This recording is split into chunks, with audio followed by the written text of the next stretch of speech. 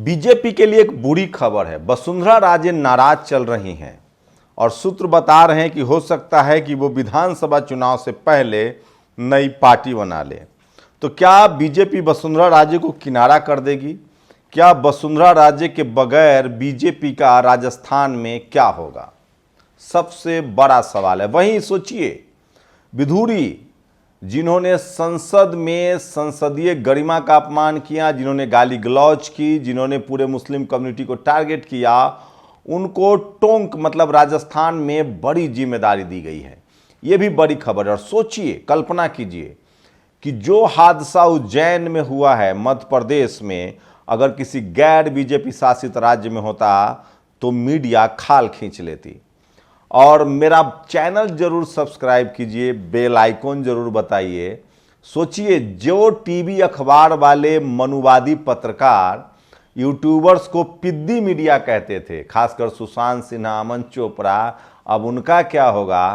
प्रधानमंत्री खुद कह रहे हैं कि मैं 15 साल से यूट्यूब चला रहा हूं और मेरे चैनल को जरूर सब्सक्राइब कीजिए। इसका मतलब है कि भारत की जनता अब टीवी अखबार पर नहीं, सोशल मीडिया पर भरोसा करती है।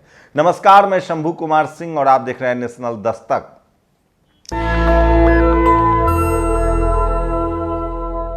हमारे चैनल को भी आप सब्सक्राइब कीजिए और बेल आइकन जरूर दबाइए, अगर आपकी मर्जी हो तो। अगर अच्छा लगे तो, आपको लगे कि हम लोग सत्ता से सवाल पूछ रहे हैं, भय भूख भ्रष्टाचार को उठा रहे हैं और जनता के सवालों को हल कर रहे हैं, न कि सरकार की चापलूसी कर रहे हैं, न सत्ता के सामने सर झुका रहे। अगर आपको ऐसा लगे तो वॉकआउट कीजिए। अगर लगता है कि हमारी खबरों में रिस्क है, जिस पत्रकार को गाली न दिया जाए, जिस पत्रकार पर एफआईआर न हो, जो पत्रकार सत्ता से सवाल न पूछे और जिस खबर में भय भूख भ्रष्टाचार और उस देश की जनता न हो, वो दरअसल खबर नहीं, प्रचार है। राजेंद्र प्रसाद सिंह कहते हैं कि जो दिखाई जा रही है वो प्रचार है, जो छुपाई जाती है वो खबर है। तो नेशनल दस्तक आपके लिए वही खबरें लेकर आता है जो आपसे छुपाई जाती है। आपको पता है, प्रधानमंत्री की मुश्किल और बढ़ सकती है। दरअसल अडानी मामले में फिर से सुप्रीम कोर्ट में सुनवाई होनी है। लगातार अडानी मामले में मॉरिशस की कुछ कंपनियां जो ब्लैक लिस्टेड कर दी गई है, उसको लेकर सवाल उठ रहे हैं। लेकिन उससे सबसे बड़ा सवाल राजनीतिक सवाल है। वसुंधरा राजे बगावत के मूड में है। एक तस्वीरें सोशल मीडिया पर वायरल हो रही है। अमित शाह गए थे, नड्डा गए थे, उन्होंने बाकी लोगों से तो खूब गर्मजोशी से मिले, लेकिन वसुंधरा राजे से उतनी गर्मजोशी से नहीं मिले।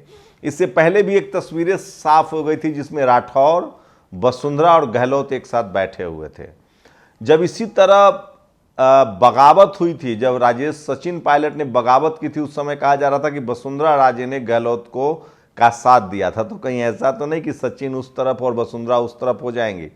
खैर ऐसा नहीं है, लेकिन नई पार्टी बनाने की बात हो रही है। लेकिन कांग्रेस की मुश्किलें भी आसान नहीं है। अगर कांग्रेस ने Hanuman Beniwal, Chandrashekhar Azad, BSP supremo Mayawati BSP से गठबंधन नहीं किया तो राजस्थान जीतना उसके लिए टेढ़ी खीर होगी। ये अलग बात है कि मुस्लिम समाज, शेड्यूल कास्ट, ओबीसी के लोग नाराज हैं, लेकिन उसके बाद भी अगर वसुंधरा बीजेपी से निकलती हैं तो मुश्किल हो जाएगा और राजस्थान में बीजेपी के लिए सबसे बड़े खराब दिन की शुरुआत होगी, क्योंकि वसुंधरा जो हैं वो राजस्थान में बीजेपी की एक मजबूत कड़ी है। लेकिन सवाल ये है कि वसुंधरा सवर्ण समाज से आती हैं, ठाकुर समुदाय से हैं। सवर्ण समाज का वोट ऐसे भी माना जाता है कि वो बीजेपी को जाएगा। बीजेपी इसकी भरपाई किसी जाट, गुर्जर, ओबीसी, सैनी समाज के नेताओं को देकर कर सकती है। बीजेपी को लग गया है कि सवर्ण हमारे साथ ही आएंगे, उसके नेता के नाराज होने से कोई ज़्यादा फर्क नहीं पड़ता है। इसलिए वो किरोड़ी लाल मीना समुदाय पर, उसके बाद शेड्यूल कास्ट पर या ओबीसी की जातियों पर वो ज़्यादा फोकस करेंगे। ये बड़ा सवाल है जो मैं आपको बता रहा था। और सोचिए, यूपी में किस तरह के पुलिस प्रशासन है। अखिलेश यादव ने ट्वीट किया है, एक घर में, मेरठ में, उत्तर प्रदेश के मेरठ जिले में पुलिस ने एक देसी बंदूक मतलब कट्टा रख दिया। सीसीटीवी में पोल खुल गई पुलिस वालों को कि वो कट्टा में दबिश देने पहुंची। पुलिस ने खुद ही युवक की बाइक में के बैग में रखा तमंचा, सीसीटीवी फुटेज से खुली पोल। और वहां प्रशासन के सामने सोचे अखिलेश पहले खुद ही रखकर फिर करते हैं बरामद, झूठी है इनकी दबिश और झूठी है हिरासत। अखिलेश यादव का ट्वीट है, तो सोचिए। और वहां के अधिकारियों के सामने लगातार गिड़गिड़ाती रही उनके परिवार वाले। देखते हैं क्या होता है। लेकिन सोशल मीडिया पर खबरें वायरल है। बीएसपी यूपी के अलावा जिन राज्यों में दम लगा रही है, हरियाणा, उसके बाद पंजाब, राजस्थान, छत्तीसगढ़, मध्य प्रदेश, तेलंगाना। आप बीएसपी को कमजोर नहीं मान सकते हैं। बीएसपी के पास एक कैडर बेस्ड पार्टी है, उसके पास कैडर है। अगर बीएसपी गठबंधन में चली जाए तो इसका दम दिख सकता है और सीटें भी निकल सकती है। तो आकाश आनंद लगातार वहां काम करें। चंद्रशेखर आजाद अपनी ताकत दिखा रहे हैं राजस्थान में। जहां जहां बीजेपी कांग्रेस है, शेड्यूल कास्ट के लोग जहां बीजेपी है वहां बीजेपी से नाराज है, जहां कांग्रेस है वहां कांग्रेस से नाराज है। शेड्यूल कास्ट लीडरशिप वाली पार्टियों से बगैर गठबंधन करते हुए हमको नहीं लगता है कि वे लोग वोट करेंगे। तो मैं फिर कह रहा हूं, राजस्थान में इसी तरह के हालात हैं। क्यों नाराज है शेड्यूल कास्ट? इसकी सबसे बड़ी वजह है क्यों नाराज है ओबीसी। ये देखिए, राजस्थान में मुख्यमंत्री कार्यालय पीड़ितों की मदद न करके अपराधियों के संरक्षण का केंद्र बिंदु बना है। जयपुर के रैगर हॉस्टल में छात्रों पर हुए जानलेवा हमले के आरोपियों को मुख्यमंत्री के ओएसडी द्वारा छुड़ाना दुर्भाग्यपूर्ण है। राजस्थान सरकार ही अगर अपराधियों को संरक्षण देगी तो पीड़ितों को न्याय कैसे मिलेगा? तो सोचिए, मुख्यमंत्री का ओएसडी, मैं फिर कह रहा हूं, ये ना रोटी जल जाती है तवे पर, ना रोटी उलट पुलट होनी चाहिए। जहां जहां कांग्रेस की सत्ता होती है उसी तरह से एट्रोसिटी होती है, उसी तरह से व्यभिचार होता है, उसी तरह से एससी एसटी ओबीसी की अनदेखी होती है। इसलिए मैं कह रहा हूं, इनको चेक एंड बैलेंस रखना बहुत जरूरी है, जो सोशल मीडिया पर वायरल है। और मैं इसलिए बार बार कहता हूं कि सोशल मीडिया ही सच्चा मीडिया है। और कांग्रेस ने राजस्थान में मनु की मूर्ति लगवाई। अभी प्रदेश में कांग्रेस की सरकार होने के बावजूद उसको हटा नहीं रही। कांग्रेस के राज में दलित पर अत्याचार बढ़े हैं। कांग्रेस और भाजपा के विचार एक ही हैं। जिग्नेश मेवानी को इस तरह के करारा जवाब दिए। आप रमेश बिधूरी पर सवाल उठाते हैं तो कांग्रेस पर भी सवाल उठाना पड़ेगा। लेकिन सबसे खतरनाक तो मध्य प्रदेश है। ये तस्वीरें सोशल मीडिया पर वायरल है। देखिए किस तरह से एक हरदा एमपी के जगदीश पंडित एवं नारायण जाट ने एससी युवक को मंदिर में प्रवेश करने से रोका, उन्हें जाति सूचक गालियां दी और जान से मारने की धमकी भी दी। भाइयों को मंदिर से प्रसाद मिल गया है। मुझे उम्मीद है ऐसा प्रसाद पाकर वो उनका मन तृप्त हो गया होगा। सूरज कुमार बौद्ध ने खबर दिखाई। और सोचिए, दबाने के घोषणा के बाद अब कोई गोदी यूट्यूबर नहीं बोलेगा। तो सोचिए, जो मनु मीडिया के पत्रकार कहते थे कि यूट्यूबर हैं हम लोग, पिद्दी पत्रकार हैं, अब प्रधानमंत्री यूट्यूबर होने का उन्होंने ऑफिशियल अनाउंसमेंट कर दिया। वैसे अब बता दूं कि 15 साल से नरेंद्र मोदी का यूट्यूब चैनल है। तो लेकिन उनकी पॉपुलैरिटी लगातार घट रही है, उनके वीडियो नहीं देखे जा रहे हैं, उस सबसे बड़ा सवाल है। लेकिन वो अपना प्रचार प्रसार कर रहे हैं। वो कह रहे हैं कि हमारे यूट्यूब को, और ये हैं किसान समाज में पैदा हुए डीएसपी संतोष पटेल। मैंने अभी जंतर मंतर की दो रिपोर्ट लगाई कि किस तरह से खुला पशु ने जिंदगी मुश्किल कर दी है। सड़क से लेकर खेत तक, खेत चढ़ जा रहे हैं, किसान रात भर रखवाली करते हैं, सड़कों पर एक्सीडेंट हो रहा है। गौशाला के नाम पर लोग मालामाल हो रहे हैं। गाय के बछड़ों को बूचर खाने में बेचा जा रहा है। तो गाय के नाम पर राजनीति करने वाले, वोट देने वाले कटघरे में खड़ा है। मैं नहीं, मेनका गांधी कह रही हैं।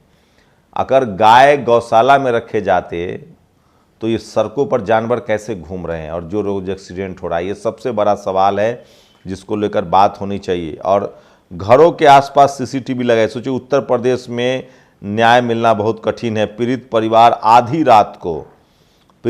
आधी रात को आईजी ऑफिस के बाहर न्याय के लिए खड़ी है। मेरठ में किस तरह से पुलिस ने ही कट्टा रख दिया और उसके बाद सोचिए। और आज भगत सिंह की जयंती है। लिख रहा हूं मैं आज अंजाम जिसका कल आगाज आएगा, मेरे लहू का हर एक कतरा इनकलाब लाएगा। देश की आज़ादी के लिए अपने प्राणों की आहुति देने वाले शहीद आजम भगत सिंह की जयंती पर कोटि कोटि नमन। भगत सिंह के कई ऐसे सारे लेख हैं। सोचिए, एक 23 साल का युवक जो पहले विदेशियों से लड़ रहा था, लेकिन जब वो जेल जाते हैं तो उनकी पूरी जो पढ़ाई लिखाई है वो डाइवर्ट होती है। और बाकायदा वो अछूत में लिखते हैं कि अगर मुझे दोबारा मौका मिला तो मैं डॉक्टर अम्बेडकर के साथ काम करना चाहूँगा, जो अस्पृश्यता और जातिवाद के खिलाफ काम कर रहे हैं। तो कितने मजे हुए थे, कितनी बड़ी सोच थी 23 साल की उम्र में। और ओबीसी प्रोफेसर कहाँ है? देश के 52% आबादी ओबीसी, लेकिन 45 सेंट्रल यूनिवर्सिटी में केवल 4% ओबीसी प्रोफेसर और 6% एसोसिएट प्रोफेसर हैं। हम रिक्त संकाय पद को तुरंत भरने के लिए कार्य योजना की मांग करते हैं। फिलहाल ओबीसी के हिस्से में कुछ नहीं मिल रहा है। और सोचिए आज भगत सिंह के किस तरह की लाइनें ट्वीट हो रही है, यदि मैं जीवित रहा, फांसी से बच गया तो अपना बाकी का संपूर्ण जीवन डॉक्टर भीमराव अंबेडकर के मिशन में लगाऊंगा। शहीद आजम। संदर्भ भगत सिंह की जेल डायरी से। मैं इसकी पुष्टि नहीं करता हूं, लेकिन ये लाइन आज सबसे ज़्यादा सोशल मीडिया पर वायरल है और हितेंद्र पिथारिया ने इसको शेयर किया है। भगत सिंह ने मैं नास्तिक क्यों पुस्तक में लिखा है, मैं तो नकली दुश्मनों से लड़ रहा था, असली दुश्मन तो मेरे देश में हैं, जिनसे बाबा साहेब डॉक्टर भीमराव अंबेडकर और साहू जी महाराज लड़ रहे हैं। अगर मैं जेल से छूटा तो आजीवन बाबा साहेब के साथ रहते हुए इन अछूत अस्पृश्य भारतीयों की आज़ादी के लिए लड़ूंगा। इस तरह का सोशल मीडिया पर लोग लिख रहे हैं, लेकिन सरदार भगत सिंह का जो विज़न था वो उसकी कोई तुलना नहीं हो सकती है। 23 साल की उम्र में एक युवक देश को कैसे समझ रहा था, कैसे उन्होंने कुर्बानी दी, उसको सैल्यूट है। एक दुखद खबर है, सोचिए हैदराबाद गणेश विसर्जन को देखते हुए हिंदुओं की भावना को ध्यान में रखते हुए संवैधानिक प्रशासन ने मस्जिद को पर्दे से कवर कर दिया गया था। तो इस तरह की चीज़ें भी हो रही है लगातार हिंदू मुस्लिम का। और ये सोचिए ये वो शख्स है पीयूष मिश्रा, ये फिर गलत ट्वीट कर रहे हैं। ये राजभर को बहकाने में इनका बहुत हाथ है। तो मैं एक बात कह दूं, इस देश में कोई भी पार्टी हो जो सवर्ण समाज का नेता होता है वो नहीं चाहता है कि आरएसएस और बीजेपी सत्ता से जाए। वो अपने नेता को कोई सपा में, बसपा में, आरजेडी में, जेडीयू में, कांग्रेस में, किसी पार्टी में वो अपने नेता को समझाता है कि बीजेपी के साथ रहो, बीजेपी के एजेंडे पर चलो। और अगर उसको लगता है कि या तो हम विपक्ष में रहें या सत्ता में रहें या फिर बीजेपी में ही रहें, तो सबसे ज़्यादा कम से कम बहुजन दलों में जो सवर्ण नेता हैं वो कुछ ना कुछ करते रहते हैं ताकि बीजेपी लीड लेती रहे। जयपुर में जो रैगर हॉस्टल में हमला हुआ है वो सबसे बड़ा मुद्दा है। बहुजन समाज के लोग काफ़ी नाराज हैं। और सोचिए न्याय की राह कितनी कठिन है उसकी एक झलक देखो। उत्तर प्रदेश के मेरठ में एक परिवार की औरतें मेरठ के आईजी नचिकेता झा के ऑफिस के बाहर, सोचिए सीसीटीवी में वीडियो दिख रहा है कि कैसे कट्टा रखा गया है, तो कार्रवाई होनी चाहिए। और मणिपुर में प्रधानमंत्री नहीं गए हैं, उसको लेकर लोग लगातार सवाल उठा रहे हैं। और सबसे बड़ी खबर है जो मैं आपको बता रहा हूं, डॉक्टर सूरज मंडल का ये वीडियो देखिए। महिला आरक्षण में ओबीसी को रिप्रेजेंटेशन नहीं मिला, इसको लेकर एक बड़ी प्रेस कॉन्फ्रेंस की है। और 30 सितंबर को पूरे देश में ओबीसी के लोग सोशल मीडिया के जरिए सड़कों पर उतरकर देश भर में वो ज्ञापन देंगे। तो ये सबसे बड़ी खबर है और ये वीडियो सुन लीजिए। और इसलिए मैं कहता हूं कि सोशल मीडिया ही सच्चा मीडिया है, सोशल मीडिया ही बहुजन मीडिया है। तो 30 सितंबर का दिन याद कीजिए। नारी शक्ति अधिनियम के नाम से एक बिल आया है जिसको महिला आरक्षण कर रहे हैं। ये दरअसल सवर्ण महिला आरक्षण है। मैं इसलिए कह रहा हूं कि इसमें ओबीसी और अल्पसंख्यक महिलाओं के लिए कोई स्थान नहीं है। और 32 दिनों से बहुजन समाज की बेटी और प्रोफेसर डॉक्टर रितु जो है वो धरने पर डटी हुई हैं। तो ये तमाम बड़ी खबरें थी जो आज सोशल मीडिया पर वायरल है। और ये भी वायरल है कि किस तरह से कहा था मेनका गांधी ने कि इस्कॉन जो है वो सबसे ज़्यादा धर्म के नाम पर लोगों को लूट रहा है। तो ये तमाम खबरें हैं जो आज सोशल मीडिया पर वायरल है। सोशल मीडिया ही सच्चा मीडिया है, सोशल मीडिया ही बहुजन मीडिया है। कुछ ऐसे ट्वीट्स मैं आपको पढ़ के सुनाऊंगा जो आज सबसे ज़्यादा लोग शेयर कर रहे हैं। और मैं इसलिए कहता हूँ धर्म का उपयोग जोड़ने में नहीं तोड़ने में किया जा रहा है। अंतिम रूप से आदमी एक है, उसकी बनावट एक है, यह विज्ञान हमें बताता है। भगत सिंह जी का ये ट्वीट है, शहीद आजम भगत सिंह का। अंग्रेजी दासता के विरुद्ध संघर्ष तो हमारे युद्ध का पहला मोर्चा है।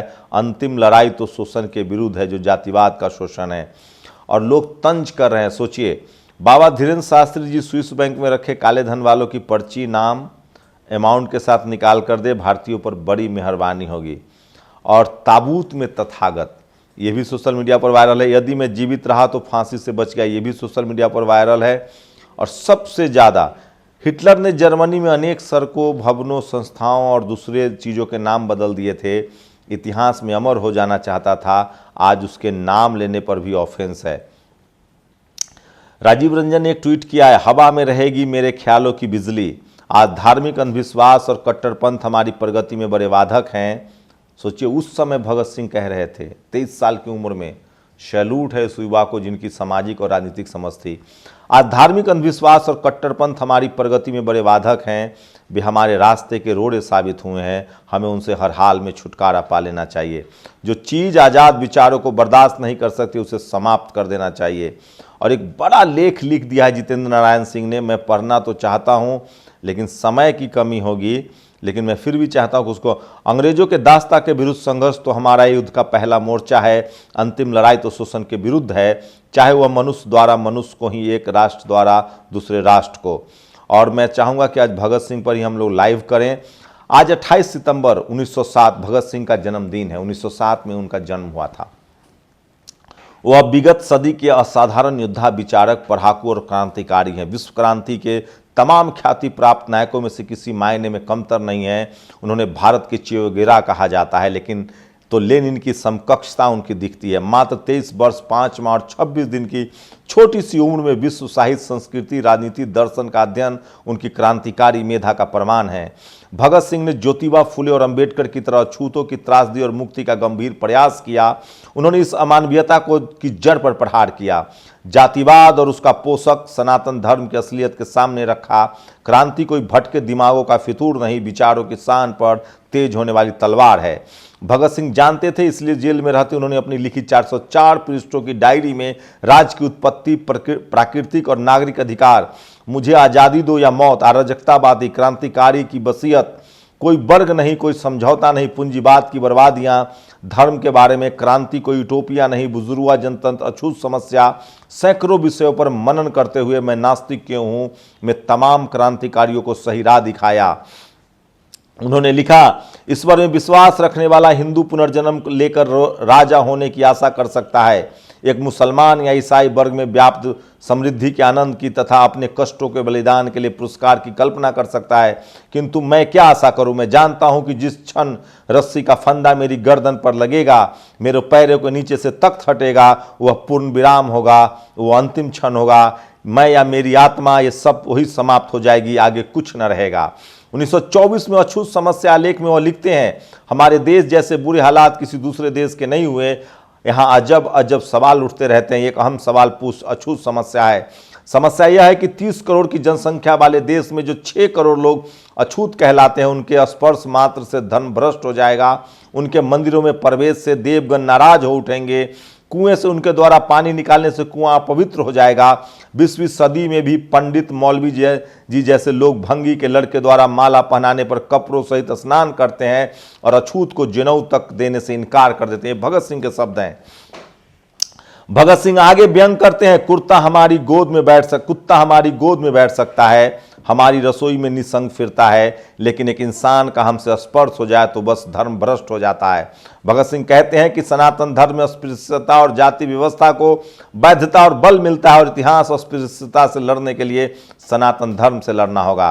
भगत सिंह प्राय कहा करते थे कि गोरे अंग्रेजों की जगह काले या भूरे साहबों के आ जाने भर से देश के और देशवासियों की नियति नहीं बदली जा सकती। हकीकत हमारे सामने है, इसलिए वास्तविक आज़ादी और ऊंच नीच की दास्ता से मुक्ति के लिए भगत सिंह का होना बहुत जरूरी है। सुभाष चंद्र कुशवाहा ने यह पोस्ट लिखा है जिसे मैंने आपको पढ़ के सुनाया। तो सोचिए किस तरह से वो छुआछूत और जो गैर बराबरी है उसके खिलाफ लड़ रहे थे। उनकी जयंती पर आप सब उनको नमन। और आप सबको सोचिए, इस देश को आज़ाद कराने के लिए उन्होंने कितनी बड़ी कुर्बानी दी। और आज भी ये देश छुआछूत, ऊंच नीच, जातिवाद के जाल में जकड़ा हुआ है। आप लोग अपनी प्रतिक्रिया जरूर दीजिए। शुक्रिया। नेशनल दस्तक की आपसे गुजारिश है कि अगर इसको बचाना चाहते हैं तो नेशनल दस्तक को सब्सक्राइब करने के लिए रेड कलर के सब्सक्राइब बटन को दबाएं, फिर बेल आइकन की घंटी दबाएं। नेशनल दस्तक को बचाने के लिए बहुत जरूरी है कि हर खबर को शेयर करें, लाइक करें, कमेंट जरूर करें।